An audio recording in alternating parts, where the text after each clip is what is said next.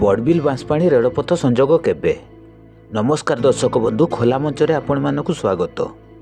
ସମଗ୍ର ରାଜ୍ୟ ତୁଳନାରେ ରେଳ ବିଭାଗକୁ ସବୁଠାରୁ ଅଧିକ ରାଜସ୍ୱ ଯୋଡ଼ା ଖଣି ଅଞ୍ଚଳରୁ ହିଁ ମିଳିଥାଏ।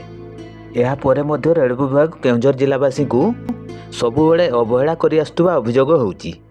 ଦୀର୍ଘ 50 ବର୍ଷରୁ ଉର୍ଦ୍ଧ୍ୱକାଳ ହେଲା ବଡ଼ବିଲରୁ ଟାଟାନଗର ପର୍ଯ୍ୟନ୍ତ ଏକ ପାସେଞ୍ଜର ଟ୍ରେନ୍ ଚଳାଚଳ କରି ଆସୁଛି।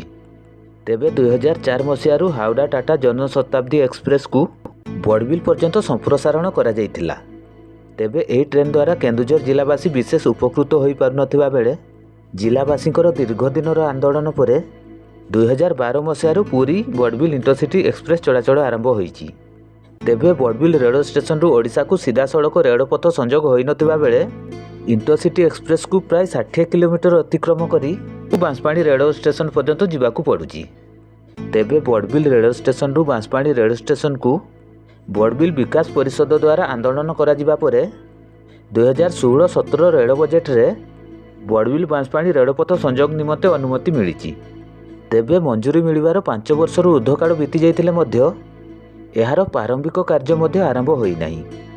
ତେବେ ବଡ଼ବିଲରୁ ବାଂଶପାଣିକୁ 17 କିଲୋମିଟର ରେଳପଥ ସଂଯୋଗ ହୋଇପାରୁନଥିବା ବେଳେ ଏଥିନିମନ୍ତେ ଟ୍ରେନ୍ ଯାତ୍ରୀଙ୍କୁ 60 କିଲୋମିଟର ଅତିକ୍ରମ କରି ଯିବାକୁ ପଡ଼ୁଛି। ଏହାଦ୍ୱାରା ରେଳ ବିଭାଗର କ୍ଷତି ହେବା ସହିତ ଯାତ୍ରୀମାନଙ୍କର ମଧ୍ୟ ଅଯଥା ସମୟ ନଷ୍ଟ ହେଉଥିବା ଜଣାପଡ଼ିଛି। ତେଣୁ ବଡ଼ବିଲ ବାଂଶପାଣି ରେଳପଥ କେବେ ସଂଯୋଗ ହେବ ଏହାର ସଠିକ୍ ଉତ୍ତର କାହା ପାଖରେ ନାହିଁ।